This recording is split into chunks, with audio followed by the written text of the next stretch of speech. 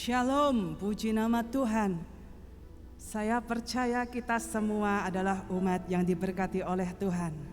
Mari bergabung bersama dengan ibadah raya online Gereja Betani Solo. Kita bersatu, berdoa, beribadah bersama. Ajak seluruh isi rumahmu, mari menyembah Tuhan. Sebab kita percaya tidak ada satupun yang terjadi di dunia ini yang mampu memisahkan kita dari kasih Tuhan. Mari kita satu di dalam doa. Bersyukur buat setiap kebaikan-Mu Tuhan. Kami bersyukur sebab Engkau Allah yang hidup. Kasih-Mu nyata atas setiap kami. Bahkan kami merasakan pemeliharaan-Mu yang tak pernah berakhir di dalam hidup kami. Hari ini kami datang mempersembahkan seluruh kehidupan kami sebagai persembahan yang hidup dan berkenan di hadapan-Mu Tuhan. Kami mau tanggalkan segala beban kami.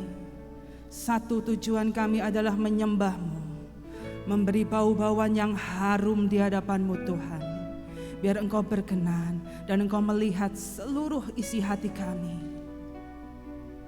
Biarlah kami memuliakan nama-Mu hari ini Tuhan. Kami percaya ketika nama-Mu ditinggikan, ketika nama-Mu diagungkan, ada kekuatan yang baru di atas setiap kami. Pengharapan yang baru, sukacita yang penuh memenuhi hidup kami. Kami percaya hadirat-Mu tak terbatas ruang dan waktu Tuhan. Oleh sebab itu penuhi setiap kami. Kami buka ibadah pada hari ini di dalam satu nama yang penuh kuasa, yaitu Tuhan Yesus Kristus. Amin.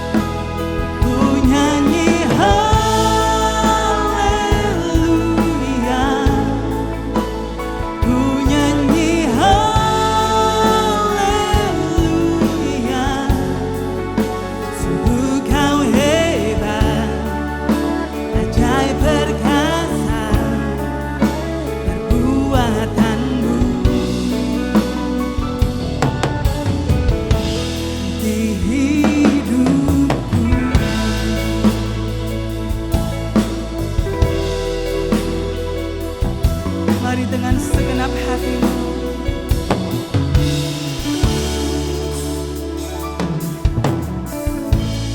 Bapakku datang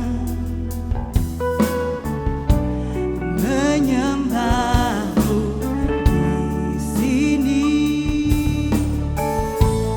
Ku percaya kau ada bagiku. Katakan sama-sama. Tak usah ku takut, sebab kau sertaku. Tak usah ku bimbang, kau di dalamku. Tak usah ku cemas, kau penghiburku. Saat ku lemah, kau kuatku. Ku nyanyi haleluya,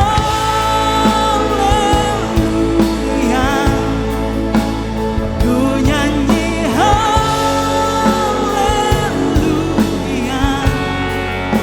Sungguh kau hebat, ajaib perkasa perbuatanmu. Kami naikkan haleluya, ku nyanyi haleluya, ku nyanyi haleluya. Sungguh kau hebat, ajaib perkasa perbuatanmu. Kami naikkan haleluya, ku nyanyi haleluya, ku nyanyi haleluya. Sungguh kau hebat, ajaib perkasa perbuatanmu. Kami angkat tangan menyembahmu, ku nyanyi haleluya, ku nyanyi haleluya. Sungguh kau hebat, ajaib perkasa perbuatanmu.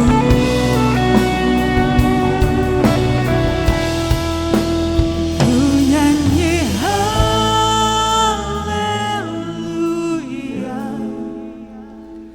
ku nyanyi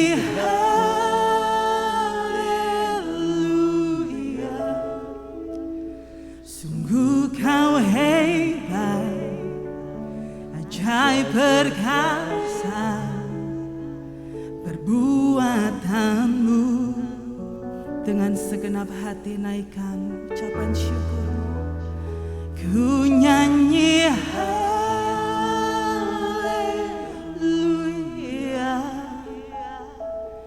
ku nyanyi haleluya.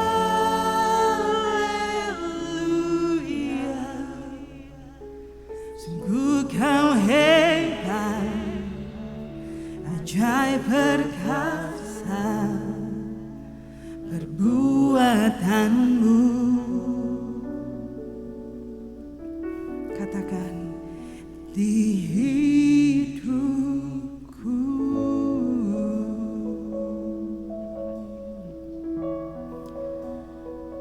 kami menyembahmu, masuk hadirat-Mu Tuhan, bawa korban syukur kami.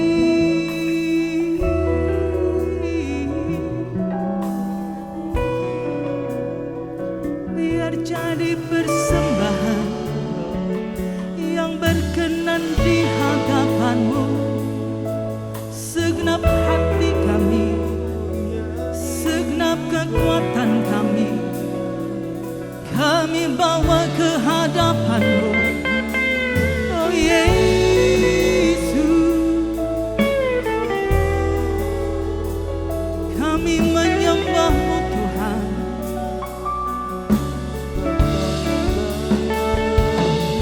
Mari gunakan saat-saat ini untuk menyembah Tuhan lebih lagi, melekat lebih lagi, bersandar lebih lagi, bahkan mengalami Tuhan lebih lagi. Kami menyembah-Mu.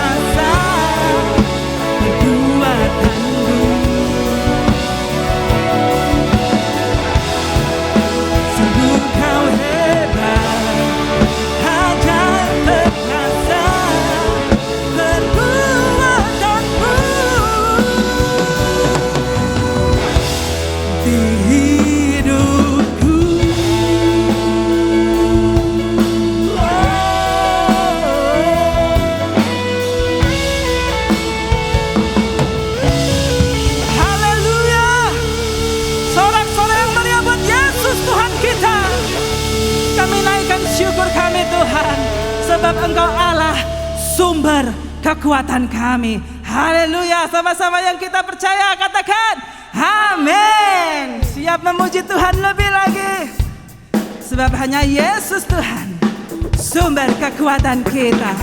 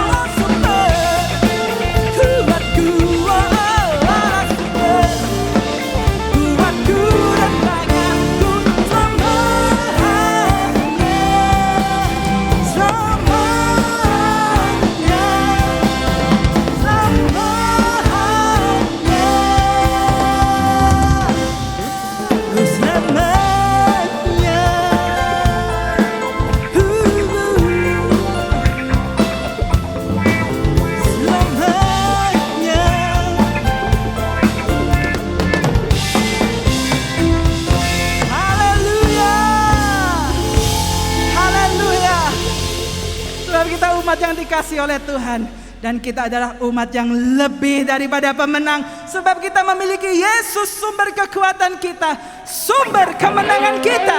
Haleluya.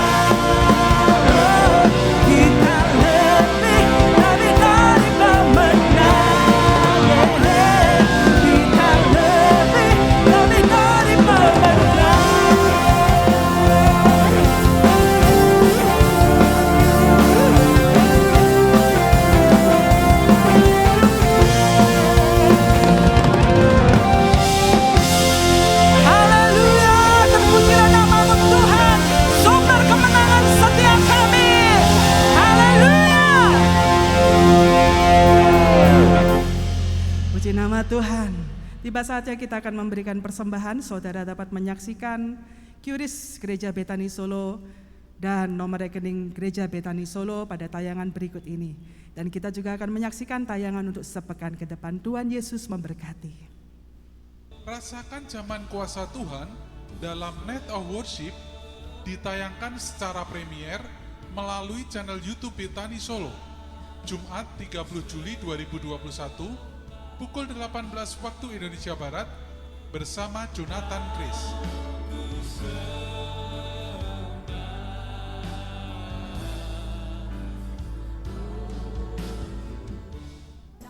Nikmati berkat Tuhan dalam ibadah raya online melalui channel YouTube Betani Solo. Minggu 1 Agustus 2021 pukul 6, pukul 9 dan pukul 17 waktu Indonesia Barat dilayani Pendeta Freddy Zakaria Riva, disertai dengan perjamuan kudus dan pengurapan. Pengambilan hosti, anggur dan minyak urapan dilayani di sekretariat gereja pada hari dan jam kerja.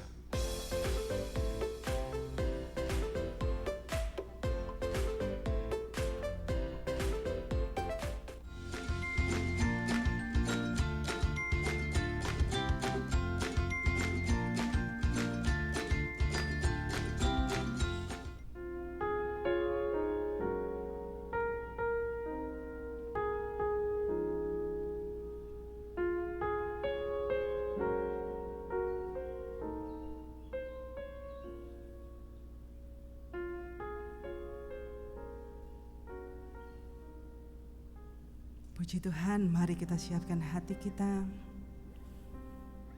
Terima kasih Yesus.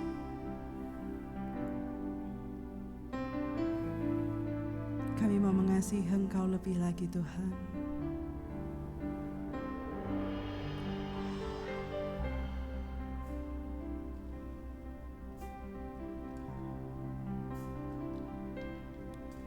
Ku mau cintai Yesus selamanya. Ku mau cintai Yesus selamanya. Meskipun badai silih berganti dalam hidupku, ku tetap cintai Yesus selamanya.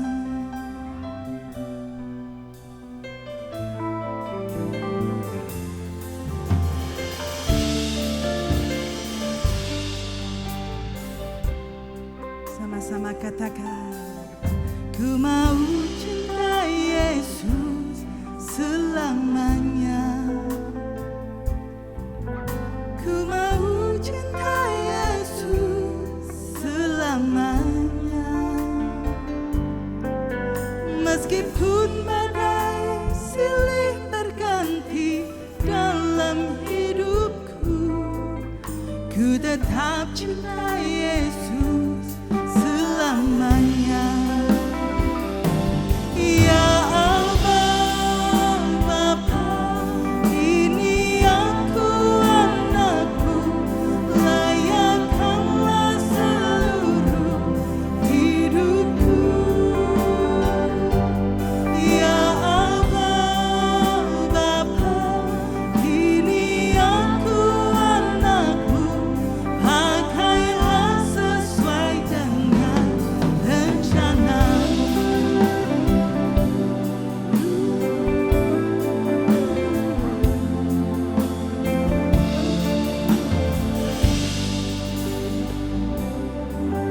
Ku mau cintai Yesus selamanya. Katakan dengan segenap hatimu, ku mau cintai Yesus selamanya. Meskipun badai silih berganti dalam hidupku, ku tetap cintai Yesus selamanya. Angkat tanganmu, katakan, Bapa, ini aku anakmu, layakkanlah seluruh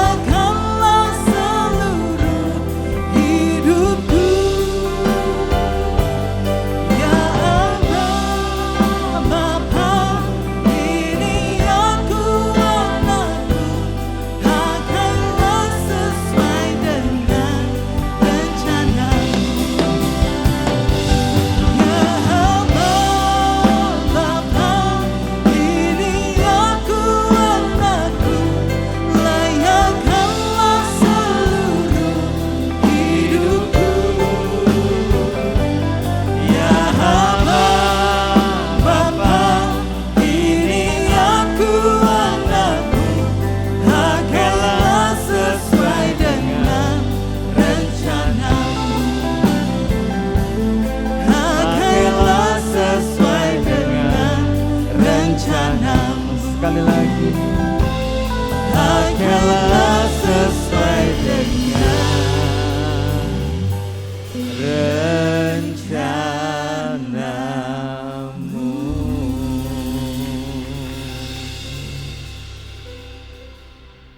Terima kasih Bapa yang baik. Segala pujian, syukur, hormat, kemuliaan hanya kami naikkan di hadapan tahta-Mu yang kudus. Kalau kami boleh ada sebagaimana kami ada hari ini, itu semua karena anugerah dan kemurahan yang Tuhan beri dalam kehidupan kami. Terima kasih buat sukacita surga yang sudah melawat kami melewati pujian penyembahan pada saat sekarang ini. Ini waktunya kami akan duduk diam seperti Maria, mengambil bagian yang terbaik dari firman-Mu saja.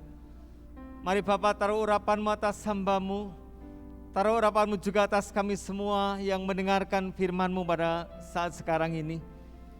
Kiranya roh pemahaman akan firman-Mu ada dalam kehidupan kami, untuk kami bisa menangkap rema pesan yang datang daripada Tuhan saja.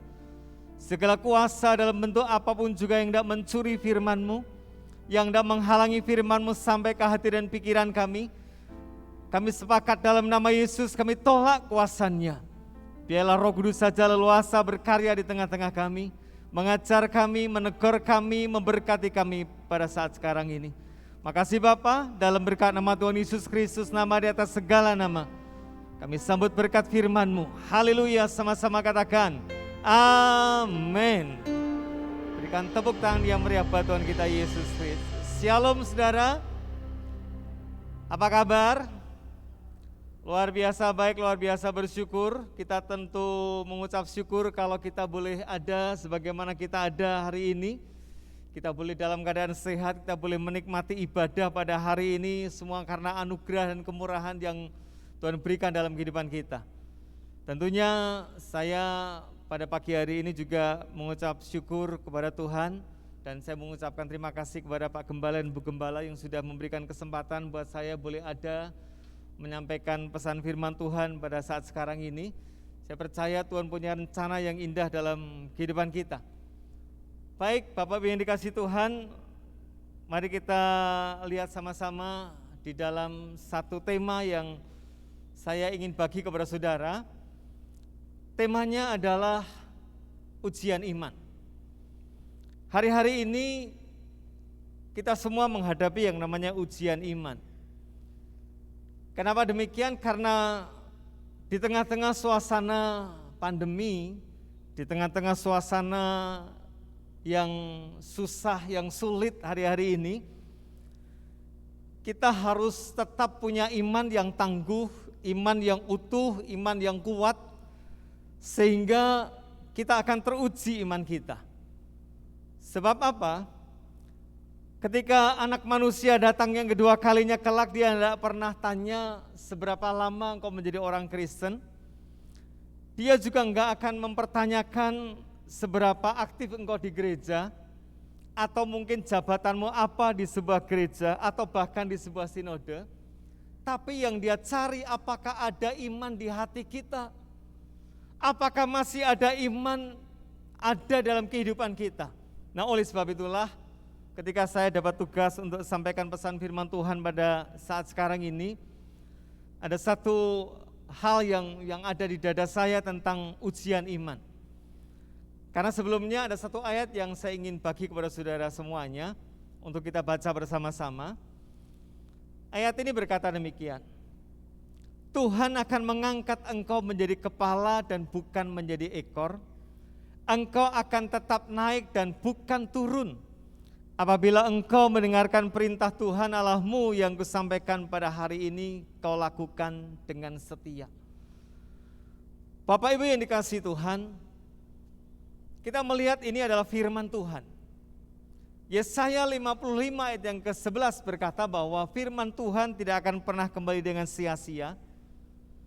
Dia akan melaksanakan apa yang disuruhkan akan terjadi dalam kehidupan umatnya. Asal percaya. Artinya bahwa ini firman ketika kita baca, ketika kita renungkan, ini adalah salah satu daripada firman Tuhan yang menjanjikan akan berkat yang Tuhan berikan dalam kehidupan kita. Ayat ini berkata bahwa Tuhan sendiri yang akan mengangkat engkau menjadi kepala dan bukan menjadi ekor. Kepala bicara tentang otoritas.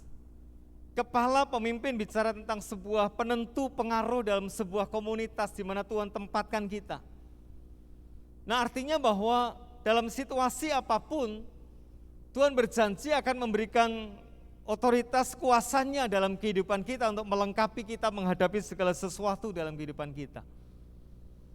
Dan Tuhan pun juga akan berikan kepada kita satu hal hikmat Allah untuk kita bisa mengambil keputusan demi keputusan di dalamnya. Lalu kemudian yang kedua, ayat ini juga berkata bahwa engkau akan tetap naik dan bukan turun. Artinya bahwa dalam situasi apapun, kalau sekarang ini situasi pandemi yang serba susah, serba sulit, Tuhan tetap berjanji akan mengangkat kita naik dan tidak menjadi turun. Saya diberkati oleh khotbahnya Pak Yosi bulan yang lalu. Pak Yosi singgung tentang sebuah tentang kedewasaan rohani seseorang itu akan membawa seseorang itu menikmati kemuliaan demi kemuliaan. Dikasih contoh pada waktu itu tentang Simon Petrus. Simon Petrus yang pada awalnya adalah seorang nelayan, dia punya pekerjaan setiap hari mencari ikan untuk bisa memenuhi kebutuhannya. Lalu kemudian ketika berjumpa dengan Yesus, Simon Petrus yang penjala ikan itu diubah menjadi penjala manusia. Dan Simon Petrus meresponi akan panggilan itu. Nah, ketika Simon Petrus menjadi seorang penjala manusia, untuk memenuhi kebutuhan sehari-hari, dia enggak perlu lagi untuk menjala ikan. Semuanya terpenuhi bersama dengan Tuhan Yesus Kristus. Oleh sebab itulah, kita sebagai umat Tuhan, ketika kita mau dipanggil Tuhan untuk naik lagi kedewasaan rohani kita, mari kita responi dengan baik. Nah, lalu kemudian tingkat berikutnya ketika Yesus sebelum naik ke surga, Simon Petrus ditanya, Simon, apakah engkau mengasihi aku lebih daripada yang lain? Katanya, ya Tuhan, aku mengasihi engkau lebih daripada yang lain. Jawab Yesus adalah, gembalakanlah domba-dombaku. Artinya Simon dipanggil untuk naik lagi level kedewasaan rohaninya supaya dia merawat, menggembalakan yang namanya kawanan domba yang Tuhan percayakan kepada dia. Lalu kemudian kita tahu bahwa Simon Petrus begitu luar biasa, ketika dia berkhotbah pun 3.000 jiwa dimenangkan, bertobat di sana. Bahkan ketika dia mau masuk pintu gerbang bait Allah, di sana ada seorang yang lumpuh sejak lahirnya, mengalami mujizat kesembuhan. Dia bisa berdiri, dia bisa berjalan, dia bisa melompat-lompat karena kuasa Tuhan yang mengalir melewati Simon Petrus pada waktu itu. Cuma si Tuhan, Allah yang sama pun akan memberikan satu kemuliaan demi kemuliaan. Kita diangkat naik oleh Tuhan.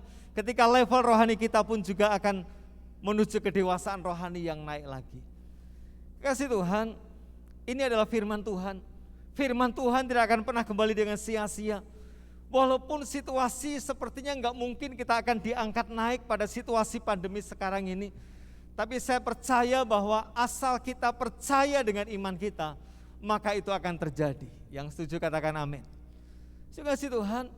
Nah, sebelum saya bahas lebih panjang tentang ujian iman ini, saya ajak saudara memahami tentang pengertian iman. Iman adalah dasar dari segala sesuatu yang kita harapkan dan bukti dari segala sesuatu yang tidak kita lihat. Artinya iman ini merupakan satu dasar kita dari pengharapan yang kita harapkan dalam kehidupan kita. Lalu kemudian bukti dari segala sesuatu yang secara kasat mata belum terlihat. Artinya pengharapan kita taruh di atas iman kita. itu walaupun sekarang belum terlihat, itu akan terbukti nyata dalam kehidupan kita. Atau dengan bahasa sederhananya adalah, iman adalah sesuatu yang kita bisa pakai untuk menarik dari yang tidak kelihatan menjadi nyata kelihatan. Dari dimensi roh menjadi dimensi kehidupan nyata kehidupan kita. Sehingga ketika kita menangkap firman Tuhan, kita percaya bahwa itu akan digenapi, kita ambil melewati iman, maka itu akan terjadi dalam kehidupan kita. Asal percaya saja dan tidak bimbang, itu akan terjadi. Kasih Tuhan. Lalu yang berikutnya tentang iman, kita harus tahu bahwa iman itu harus diperjuangkan. Sebab iman itu timbul dari pendengaran akan firman Tuhan. Artinya ketika kita ini rindu memiliki iman, bertumbuh di dalamnya, maka kita harus mengkonsumsi sebanyak-banyaknya yang namanya firman. Kita renungkan, kata Mazmur berkata, kita renungkan firman itu siang dan malam, sehingga bisa menjadi darah dan daging dalam kehidupan kita. Iman harus diperjuangkan karena iman itu harus dipelihara. Firman Tuhan berkata, Yesus mengajar kepada murid-muridnya, kalau engkau punya iman sebiji sesawi saja, maka kalau engkau berkata, hei gunung minggirlah, maka gunung itu akan minggir.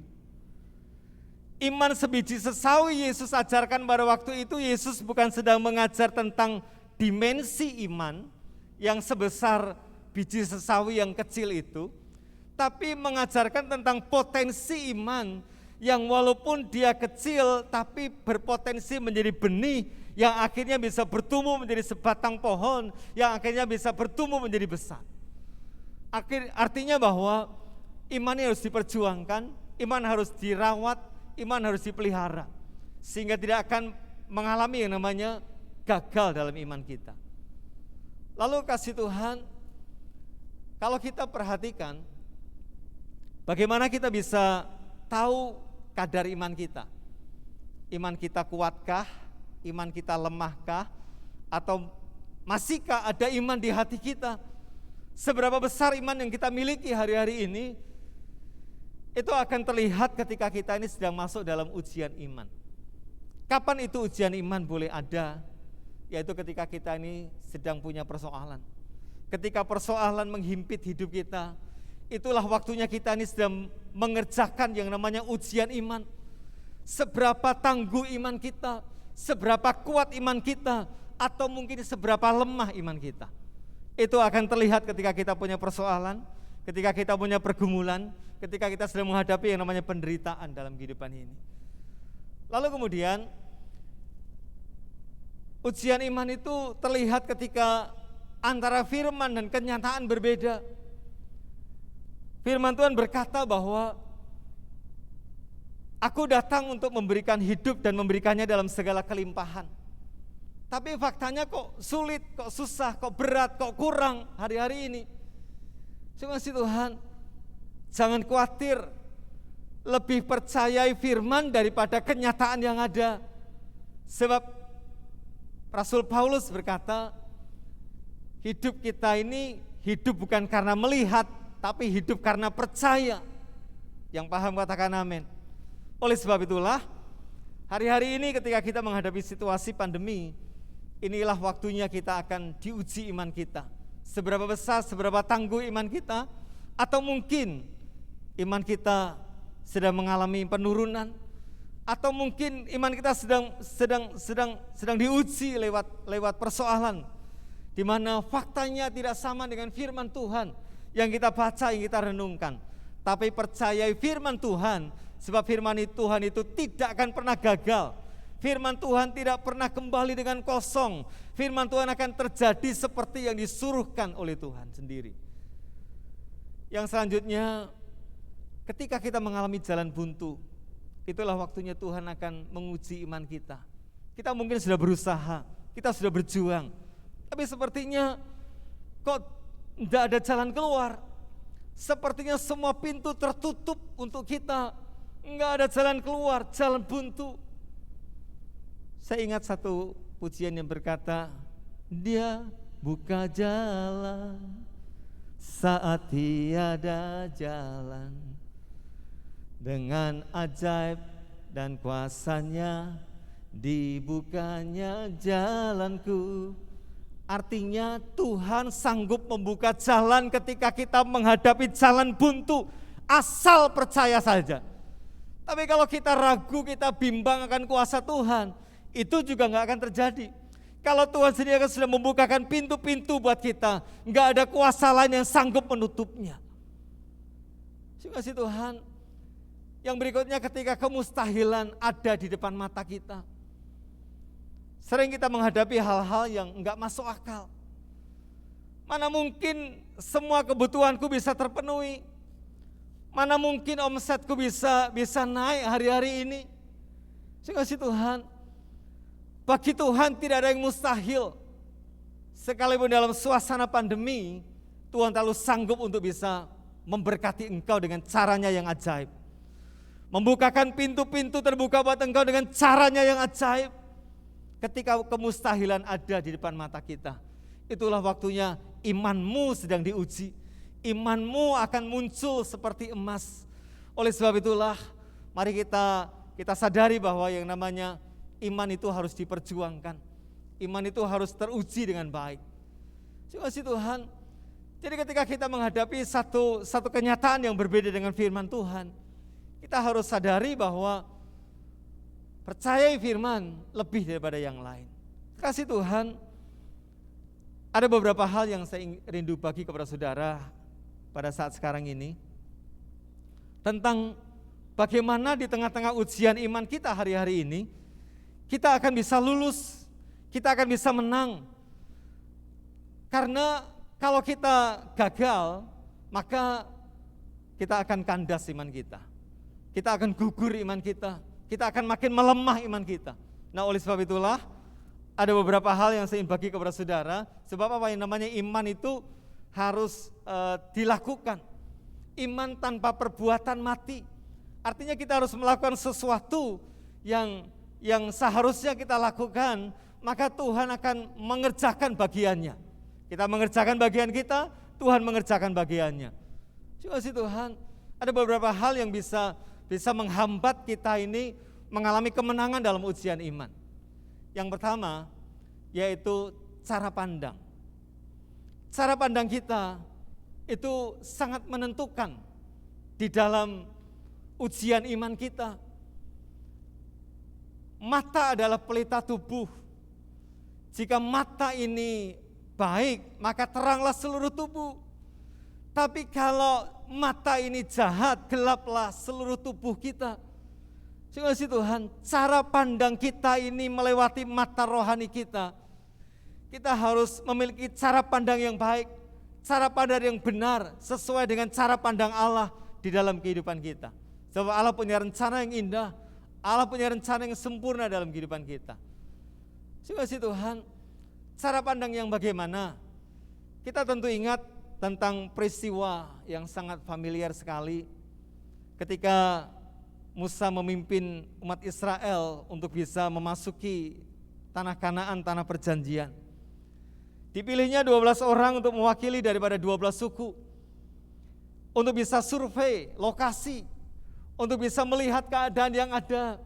Sekembalinya mereka pulang dari survei lokasi, dari 12 orang ini ada 2 kelompok. Kelompok yang mayoritas berkata, iya benar, tanah perjanjian, tanah Kanaan adalah luar biasa, berlimpah susu dan madu, hasilnya luar biasa. Tapi sayangnya orangnya itu besar-besar, orangnya raksasa. Kalau kita dibandingkan dengan mereka, itu seperti kita ini belalang, kecil banget, enggak ada artinya. Terima kasih Tuhan. Nah, ini adalah pendapat yang pertama, cara pandang yang pertama dari mayoritas yang ada. Nah, cara pandang yang kedua, hanya 2 orang, minoritas. Dia melihat bahwa faktanya memang demikian. Faktanya memang penduduknya raksasa. Tapi kita punya Allah yang luar biasa. Kalau kita bersama dengan Allah, enggak ada sesuatu yang kita perlu takutkan, enggak ada sesuatu yang perlu kita gentarkan. Sehingga kalau kita masuk ke sana pasti menang. Karena Tuhan akan memberikan kemenangan dalam kehidupan kita. Pujiannya sangat memberkati saya. Saya pun juga enggak janjian dengan Bu Hana. Lebih daripada pemenang. Terima kasih Tuhan. Karena memang itulah Tuhan janjikan dalam kehidupan kita. Ketika kita bersama dengan Tuhan, enggak ada sesuatu yang perlu kita khawatirkan. Lalu kemudian cara pandang yang kedua, tentang cara pandang Daud menghadapi raksasa Goliat. Minggu yang lalu saya diberkati luar biasa dari khotbahnya Pak Gembala, mengupas tuntas tentang Daud dan Goliat ini. Terima kasih Tuhan. Umat Israel ketika menghadapi tantangan orang Filistin yang dikirimnya wakilnya seorang raksasa bernama Goliat. Mereka melihat raksasa begitu besar. Mereka melihat postur yang begitu luar biasa, enggak sebanding dengan posturnya mereka. Lalu ciutlah hati mereka. Lalu gentarlah mereka semuanya ketakutan. Ketika waktu mereka ketakutan, tampillah seorang pahlawan bernama Daud. Saya suka nama Daud, tapi Daud rodok deso, agak desa, lebih suka David. Dan saya percaya David akan membawa keberuntungan dalam kehidupan saya. Sehingga ketika saya dibaptis, saya minta nama David. Terima kasih Tuhan. Nah, ketika Daud datang di medan pertempuran, dia percaya bahwa punya pengalaman yang luar biasa pada masa lalunya. Ketika dia menghadapi beruang, ketika menghadapi singa, ketika mereka mau memangsa kambing domba peliharaannya, maka Tuhan memberikan kekuatan, Tuhan memberikan kecakapan, Tuhan memberikan kemampuan untuk melawan singa dan beruang itu dan bisa dikalahkannya. Kekuatan itu ada dalam dirinya ketika Tuhan menyertainya. Oleh sebab itu ketika dia menghadapi Goliat, dia enggak gentar, dia enggak takut sedikit pun. Dihadapinya, diserangnya, dan menanglah. Kita semua tahu hasilnya sangat luar biasa. Terima kasih Tuhan. Ada satu ayat yang rindu kita semua lihat di sana. Ayat ini berkata demikian. Dan aku pun berkata kepadamu, engkau adalah Petrus. Dan di atas batu karang ini aku akan mendirikan jemaatku. Dan alam maut tidak akan menguasainya. 19. Kepadamu akan kuberikan kunci kerajaan surga. Apa yang kau ikat di dunia ini akan terikat di surga. Dan apa yang kau lepaskan di dunia ini akan terlepas di surga. Bapak Ibu yang dikasihi Tuhan, ayat ini sungguh sangat memberkati saya secara pribadi. Kenapa? Karena ayat ini berkata dengan sangat jelas bahwa di atas batu karang ini kudirikan jemaatku, kata Tuhan. Batu karang yang sungguh adalah Yesus Kristus namanya. Nah, ketika sebuah jemaat didirikan di atas nama Tuhan Yesus Kristus, nama di atas segala nama, maka alam maut tidak akan menguasainya, asal percaya. Maksudnya enggak ada kematian di dalam umat yang percaya. Sekalipun mungkin usahamu hampir nyaris tenggelam, umat Tuhan enggak ada matinya, sebab alam maut tidak akan menguasainya. Terima kasih Tuhan. Walaupun mungkin keuanganmu sudah menipis, tapi percaya alam maut tidak akan menguasainya, engkau akan diberkati Tuhan dengan luar biasa. Ayat yang ke-19 yang saya ingin bagi kepada saudara sekarang ini. Ayat ini berkata demikian. Kepadamu, hai umat Tuhan, kuberikan kunci kerajaan surga. Jadi kepada kita semua diberikan kunci kerajaan surga nih. Setiap orang yang percaya dan memegang kunci kerajaan surga, ayat ini berkata, apa yang kau ikat di sini di dunia ini akan terikat di surga. Apa yang kau lepaskan di dunia ini akan terlepas juga di surga. Ketika saya merenungkan ayat ini, apa sih pesan yang sederhana yang kita bisa tangkap dari ayat 19 ini? Ternyata Tuhan ingatkan bahwa surga itu support atas kita ketika kita pegang kunci kerajaan surga. Di mana kita bisa pegang kunci kerajaan surga ketika kita ada di dalam Kristus Yesus Tuhan batu karang yang teguh itu. Artinya Tuhan akan support kita, surga akan support kita, surga akan dukung kita, surga akan backup kita. Apa yang kita kerjakan di sini, surga akan setuju. Aku akan dukung kamu. Terima kasih Tuhan. Jadi kalau hari-hari ini engkau sedang berjuang untuk usahamu yang mungkin sedang menurun, engkau berjuang untuk bisa memajukan usahamu, apa yang engkau kerjakan di dunia ini, surga berkata, akan bantu engkau untuk bisa menaikkan omsetmu lebih lagi. Walaupun secara manusia enggak masuk akal, enggak mungkin masa pandemi omset bisa naik, enggak mungkin. Justru saat enggak mungkin inilah karya Allah akan ajaib terjadi dalam kehidupan kita. Terima kasih Tuhan. Yang pertama tentang cara pandang. Cara pandang kita harus benar supaya kita ini enggak salah dalam ujian iman. Sebab kalau kita ini punya cara pandang yang salah, maka kita akan gagal dalam ujian iman. Kita akan kalah dalam ujian iman. Sehingga kita akan mengalami sesuatu yang kurang baik dalam kehidupan kita. Yang berikutnya, kemalasan. Terima kasih Tuhan. Ayatnya berkata demikian. Orang malas tidak akan menangkap buruannya, tetapi orang rajin akan memperoleh harta yang berharga. Artinya bahwa Tuhan rindu kita ini menjadi orang yang rajin.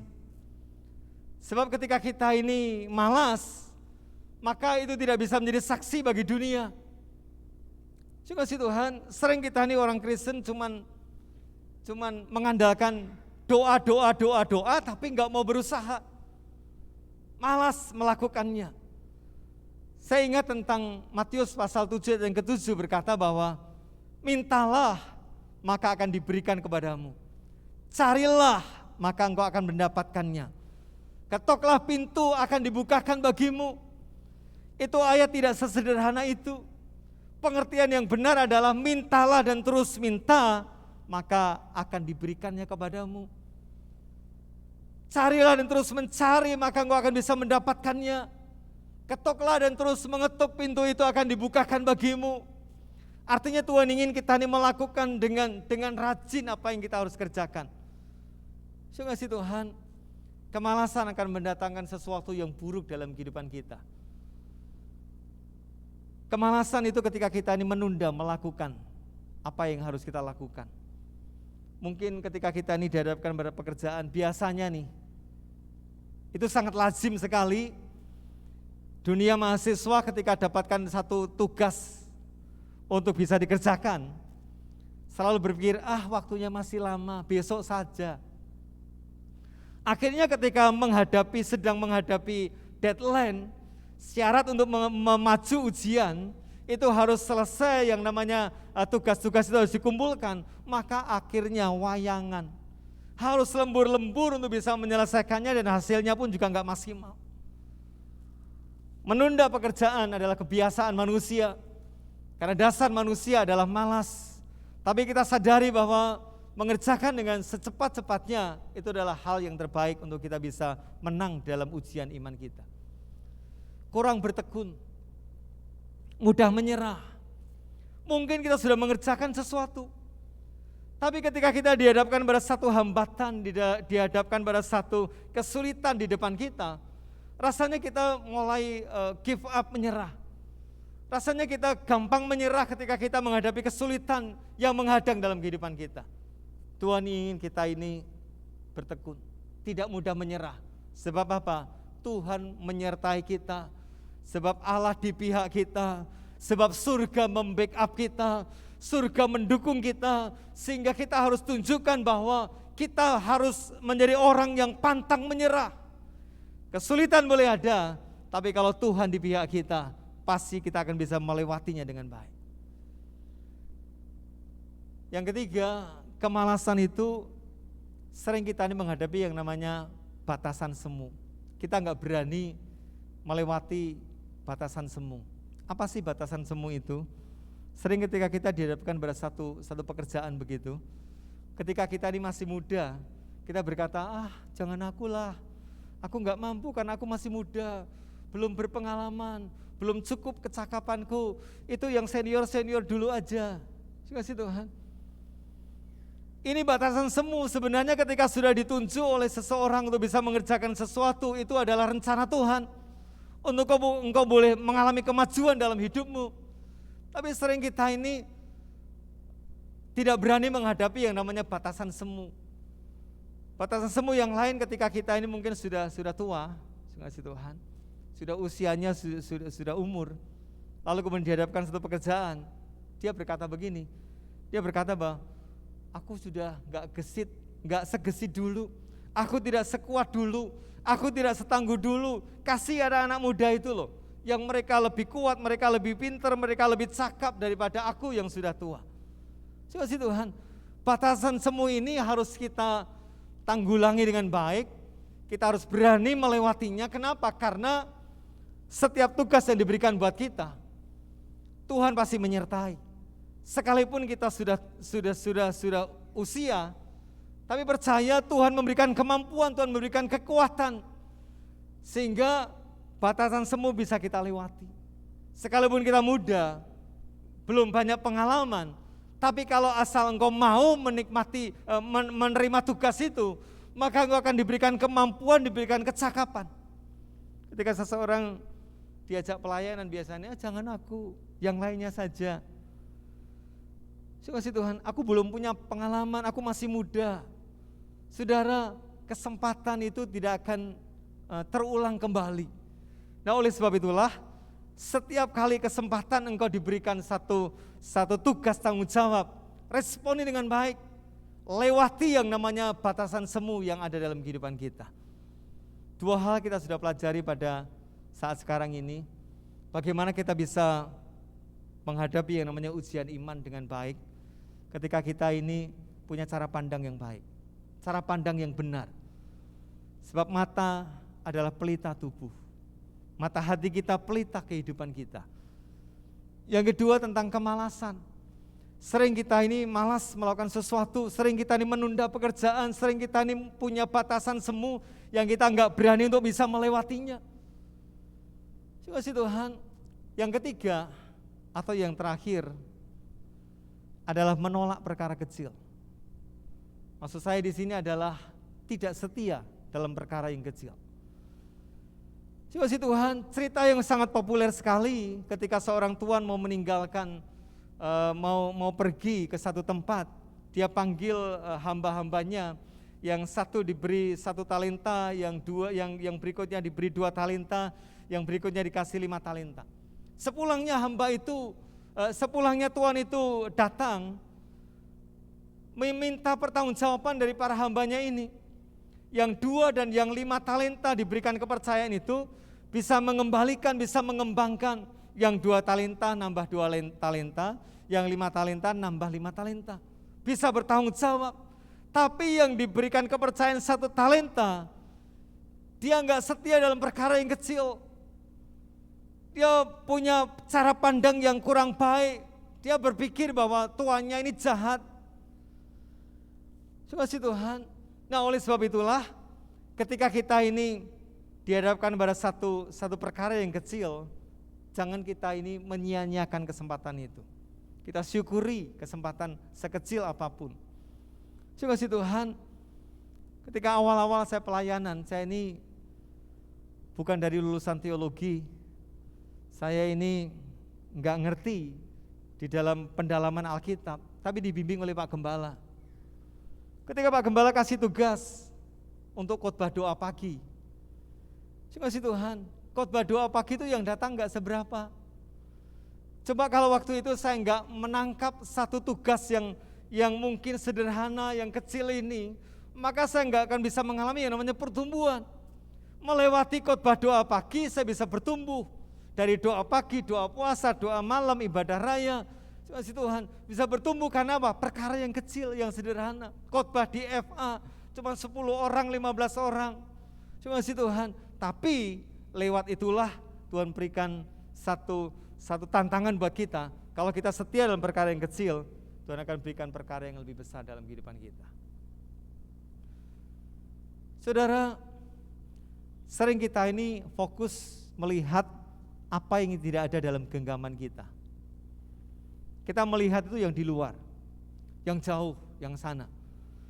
Sehingga ada istilah rumput tetangga lebih hijau daripada rumput di halaman sendiri. Kasih Tuhan, kenapa? Karena tidak bisa mensyukuri berkat yang kecil yang Tuhan mungkin sederhana berikan kepada kita. Sehingga kita melihatnya, kok enggak seperti itu, kok enggak seperti sana, kok enggak seperti yang lainnya. Kok berkatku cuman kecil aja. Kasih Tuhan, syukuri, nikmati apa yang Tuhan percayakan kepadamu. Sebab di dalam pengucapan syukur ada kuasa pelipat kali gandaan di sana. Kasih Tuhan, ketika Yesus sebelum memberi makan 5.000 orang lebih pada waktu itu, murid-murid disuruh mencari ada berapa yang ada padamu. Seadanya yang ada padamu bawa ke sini. Ada 5 roti, 2 ekor ikan. Alkitab kita menuliskan, ketika Yesus menerima 5 roti 2 ekor ikan, lalu dia menengadah ke atas mengucap syukur kepada Bapa di surga. Lalu dipecah-pecahkannya dan 5.000 orang lebih makan kenyang, bahkan sisa 12 bakul. Dari mana? Pengucapan syukur. Apapun yang kita hadapi, apapun yang kita nikmati hari-hari ini, yuk kita bersyukur. Mungkin belum seperti mimpi kita, mungkin tidak seperti yang kita harapkan, tapi syukuri, di situ akan ada kuasa pelipat kali gandaan. Kasih Tuhan, tidak menghargai namanya kesempatan. Kesempatan dibuang begitu saja. Kenapa? Karena nggak bisa bersyukur, nggak bisa melihat perkara yang kecil, nggak bertekun dalam perkara yang kecil. Nah, oleh sebab itulah renungan pada saat sekarang ini sederhana sekali. Saya mengajak saudara lebih percayai firman daripada fakta nyata kehidupan hari-hari ini yang sedang ada dalam kehidupan kita. Suasana pandemi, suasana nggak mudah, suasana sulit, penuh pergumulan. Justru inilah tantangan. Iman kita teruji. Kita akan menang menghadapi ujian iman ini, atau kita akan kalah menghadapi ujian iman ini. Yang pertama itu tergantung daripada cara pandangmu. Yang kedua tergantung daripada kerajinanmu. Ketika engkau mau rajin, kalau engkau mau bertanggung jawab atas tugas berkat yang Tuhan percayakan kepada engkau miliki, walaupun perkara yang kecil, Tuhan akan berikan perkara yang lebih besar daripada sekarang ini. Tuhan Yesus memberkati kita semuanya. Saya minta pemain musik akan naik ke atas mimbar. Kalau tadi yang ketiga ini merupakan yang terakhir, saya punya satu pesan yang paling akhir buat saudara, sambil menunggu pemain musik untuk mempersiapkan diri. Apa pesan yang paling akhir yang pasti Tuhan akan berikan dalam kehidupan saudara? Yaitu Tuhan Yesus memberkati kita semuanya. Yang setuju katakan amin. Mari kita meteraikan firman Tuhan pada saat sekarang ini. Terima kasih Bapa yang baik.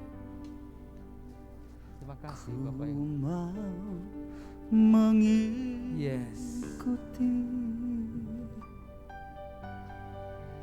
kehendak-Mu ya Bapa.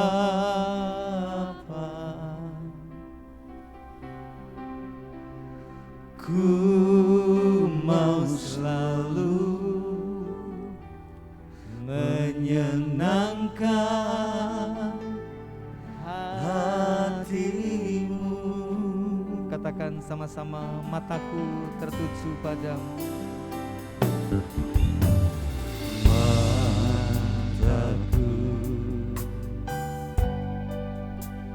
tertuju padamu.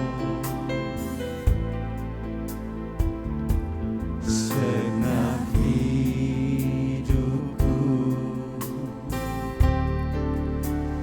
ku serahkan padamu. Bimbing aku, bimbing aku masuk rencana-Mu untuk membesarkan kerajaan-Mu.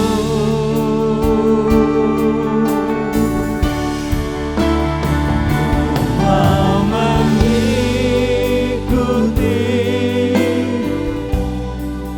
kehendak-Mu ya Bapa.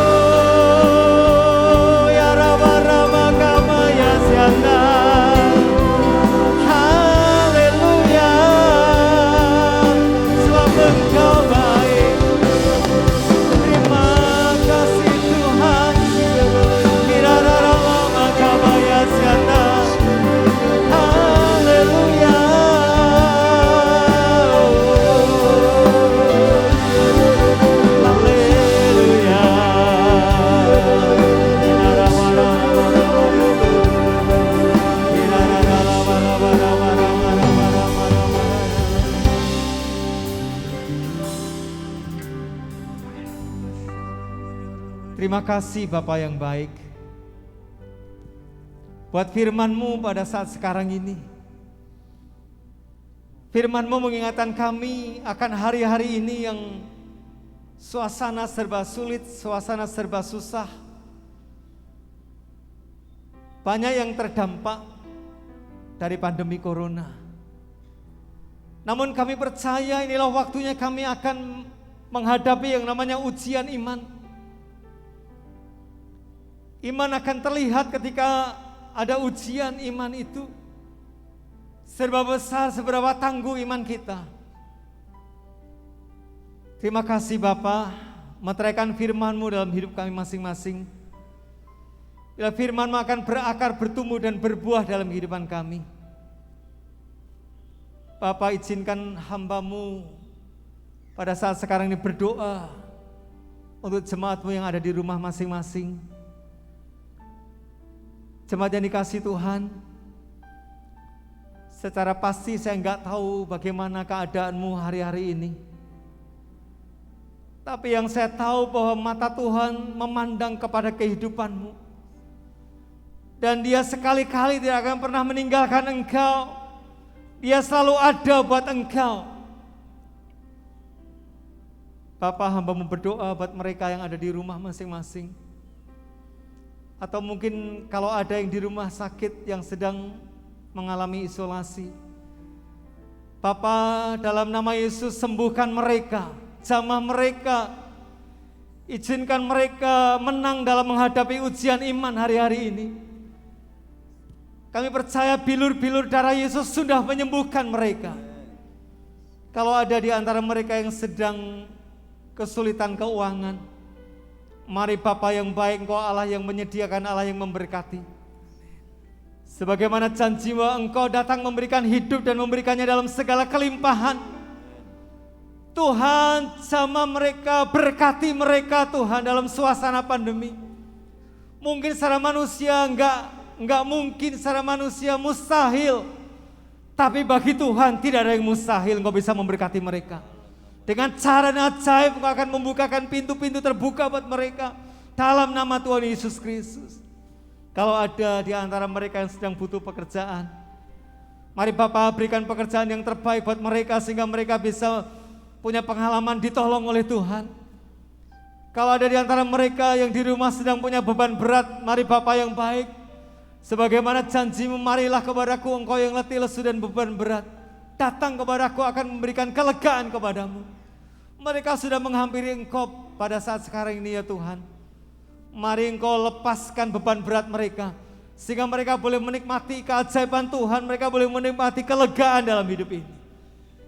Apapun pergumulan mereka masing-masing di rumah ya Tuhan, hamba-Mu enggak tahu tapi Engkau mengerti persis sampai dasar hati mereka. Jamah tolong mereka, nyatakan mujizat buat mereka. Bahkan mereka akan menang dalam menghadapi ujian iman hari-hari ini. Nama Tuhan akan dipermuliakan. Bahkan mereka bisa menjadi saksi-Mu di tengah-tengah masyarakat luas ini ya Tuhan. Makasih Bapa, segala pujian, syukur, hormat, kemuliaan hanya bagi nama-Mu saja. Mengikuti kehendak-Mu ya Bapa.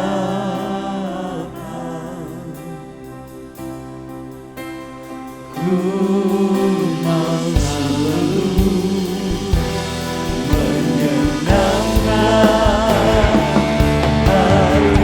Lebih sungguh-sungguh lagi katakan, ku mau mengikuti.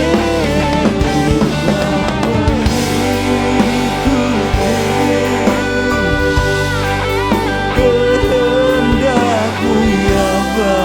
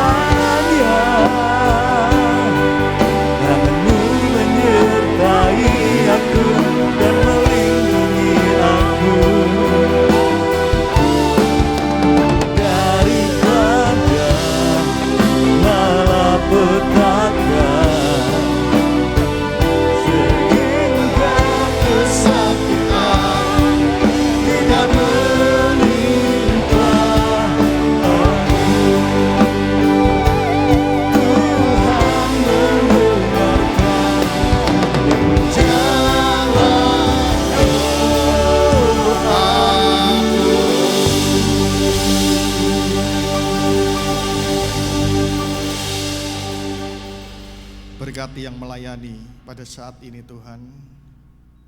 Berkati di dalam setiap kehidupan kami. Kami percaya bahwa penyertaan dan pengurapan-Mu akan semakin dinyatakan di dalam kehidupan mereka.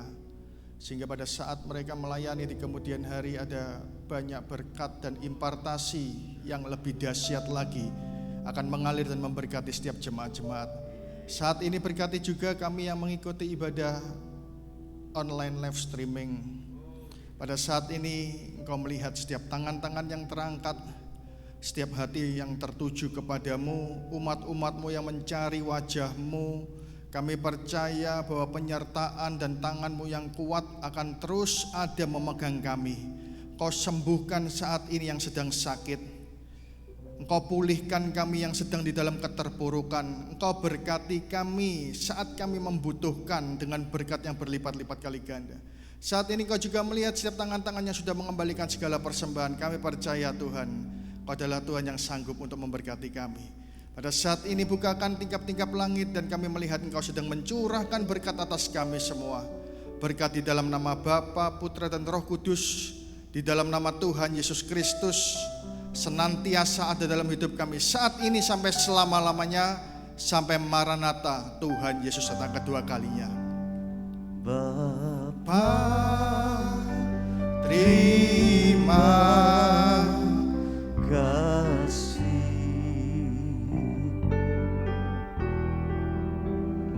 Bapa, terima kasih.